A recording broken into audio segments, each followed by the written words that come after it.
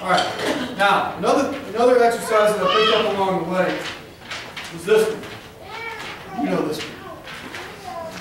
All right. If I want to improve my time, there's a couple of different ways to do it. I can work with a click. I can do all that kind of stuff. I can play the metronome a lot. But at the end of the day, if the metronome's not there, what do I have? Well, I've got me without my crutch, right? Okay. So one of the ways that you can tune your inner clock is to pay attention to really good time and understand how you're interpreting it. So what we do is this. Okay. So there's your metronome. It's at 90 beats per minute. I just want to tune the clock, so this is what we do. Clap with it.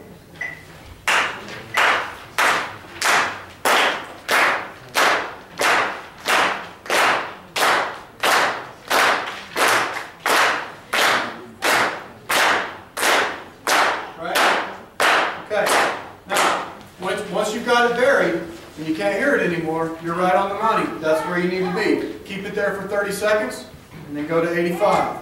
Clap there. Cool.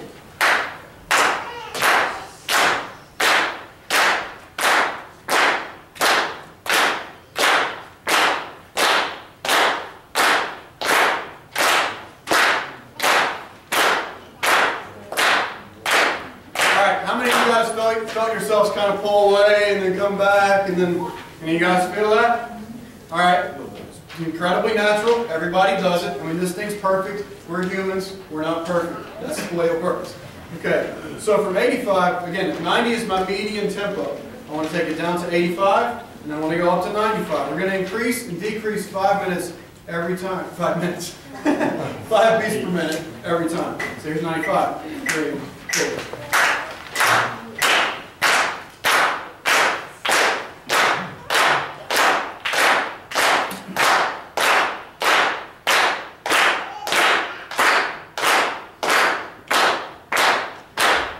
There you go. Yes. All right. So all of a sudden you heard ta-da, ta-da, ta-da, and then it came back in and it was all one unison thing. That's what you're looking for.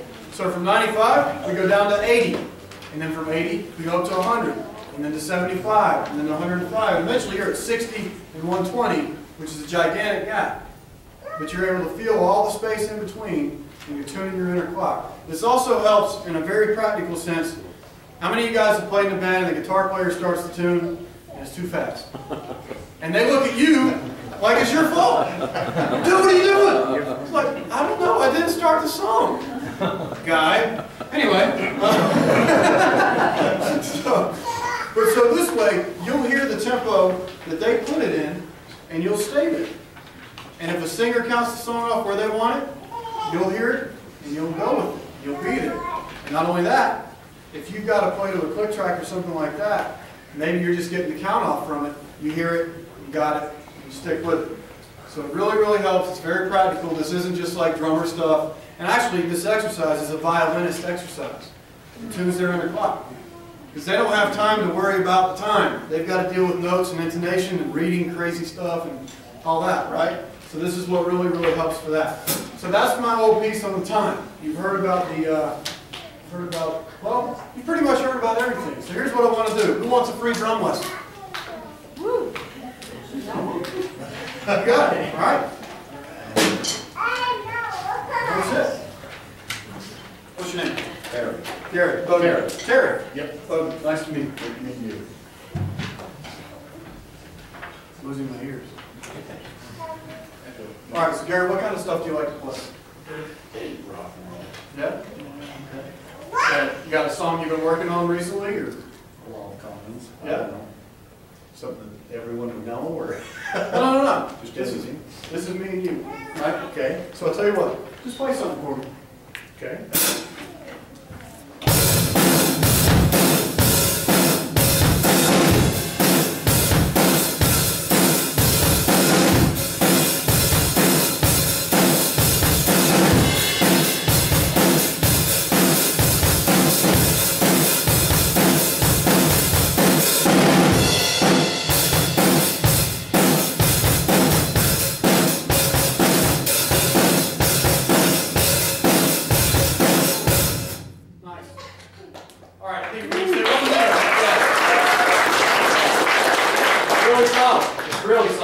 You've got very good meters, very good time. It's very even.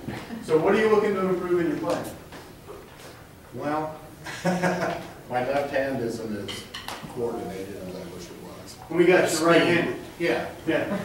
Well, The only people that don't have that problem, by the way, are left-handed people. yeah, but I mean, you know, just being able to, I've gotten to where if I mess up, I can keep going on my right side to keep the time. There you go. Get back into it with my left. But my left is my weak spot. Okay. All right. So here's, again, the exercises that I gave you Yeah. definitely help that. Again, Yeah. take them really, really, really slow. What I would like to hear you do is just, I mean, you know, granted, you're incredibly able to spot here in front of an audience and all this stuff, but just try and relax a little bit. You seemed a little bit stiff. Well, I'm trying to think of the song while I'm playing. Yeah, okay. And again, you're on the spot. Not hearing it. So. Yeah, I totally understand. Okay, so try and just relax a little bit and play again. Maybe just, I mean, if you can think about lightening up, maybe not hitting quite so hard, just see what happens. And again, keep it in mind. I'm not saying focus completely on it. You know? Well, and that comes with being familiar with it and Yes, you know, having exactly. a feel for it, Yes. being in the groove, Yep. whatever.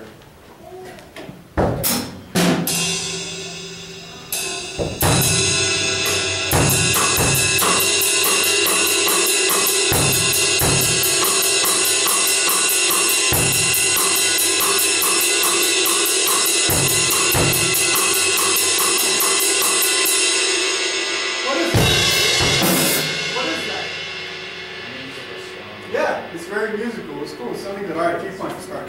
I was like, hey, I didn't know that. And I've just been starting to work on it, so I don't have it down mastered.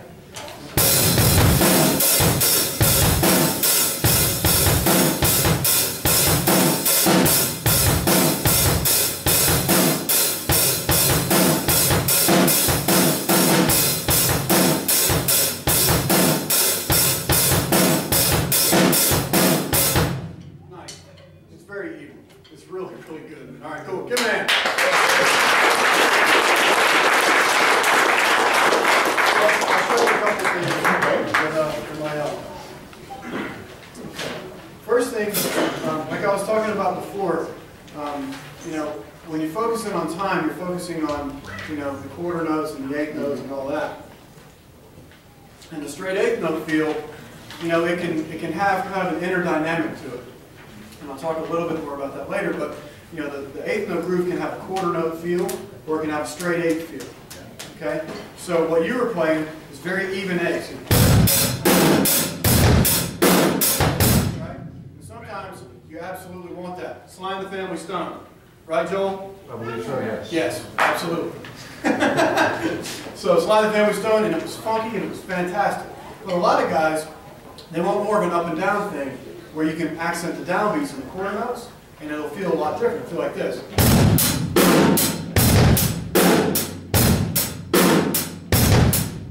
See the difference? So I'm accenting that. Instead of. So work a little bit with that, and that might open up a lot of different possibilities for you. And also, it makes you relax a little bit, because if you're doing this all the time, you've got to be constantly tight. If you can get just that kind of thing, it'll really, really help out. So, nice job. Thank you. Thank you very much. Okay, so, rudiments. How many of you drum students have a teacher that makes you play rudiments? How many of you drum students hate your teacher for making you play rudiments? All right, here's the thing.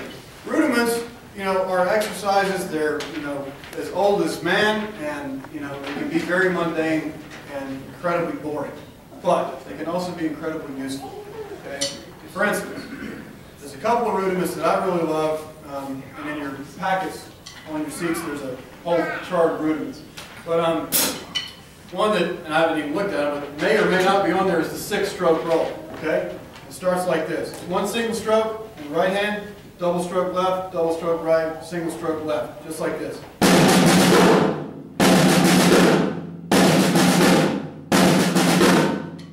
Together, it sounds like this.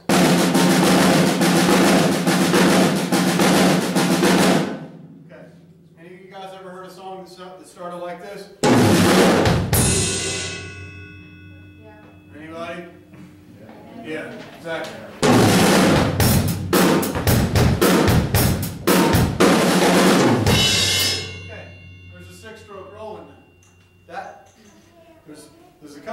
teachers that really impressed this upon me, and I kind of kept going, yeah, rudiments, schmudiments. And I said, okay, well, let me show you what you can do with these rudiments. And they proceeded to Buddy Rich me into like next week. Okay, so this is how this works. 6, you take it and orchestrate it. So